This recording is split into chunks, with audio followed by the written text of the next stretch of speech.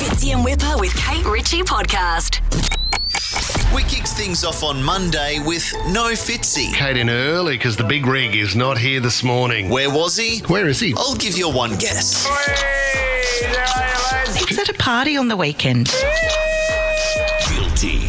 And it meant that Kate and Wippa were left up to their own devices, which is never a good thing. I want to talk about dirty places today. Oh my gosh, which one? Your mind. The show got weird pretty much straight away. Stick your tongue out. Stick your tongue out. I'm not sticking out my tongue. Stick your tongue out. You stick your tongue out, it'll be enough for all of us. Oh, whoa! And it only got stranger from there. When we leave the office and Tim's left there to his own devices, he's shutting the door and putting fecal matter in our coffee cups. Stop farting in the coffee cups. I will stop that today. And personally, I think they should have wrapped things up when Kate said this. People stop blowing on their birthday cakes. which was well overdue. You're out. While Fitzy was partying on the weekend, Kate Ritchie was doing the complete opposite. Kate Ritchie, where were you on the weekend? I was in Byron Bay. Byron. Shocking. To learn to meditate. Meditate. It was very beneficial. Yeah, I do. I've got a mantra and everything. And your mantra? You know we belong to... Long-haired, greeny, left-wing yahoo. A good chunk of this week was dedicated to Wippa's erotic novel. The far too personal trainer. First up, we got the most appropriate person on to review it. And good morning to you. His mum, I felt that this needed some attention. who was a little flustered by the contents of the book. This fourth novel. I don't really think it's a Christmas lunch conversation. Which is surprising given some of the previous things she said on the show. Do you dangle a bit of mistletoe over your head every Christmas and hope you get a couple of kisses from John? Well, I'm open to anybody, Fitzy. No, that is not what we need to Put record. my hand up, Presto. Anybody who's willing.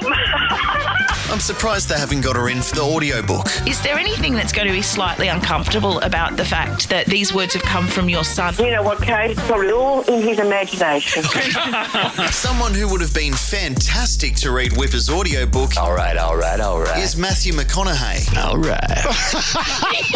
Who nearly didn't join us this week after the guys ran late to his interview. Sorry we were late. Sorry, we're late. I can't believe we've kept the big man waiting. But of course, Matt was just cool with it. Let me guess. You guys had this scheduled for 45 minutes from now. And you're like, wait a minute.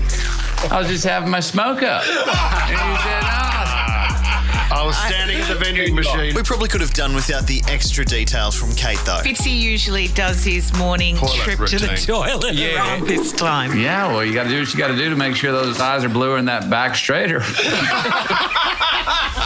Now, I'd like to quickly remind everyone that we only have one more week of Matt to Groot on the show. Yeah! Which means only one more week that I can use these. Come on, pig. Just a tall, bald guy looking for a super hottie. And to say that he's taken his foot off the pedal a bit this week is putting it mildly.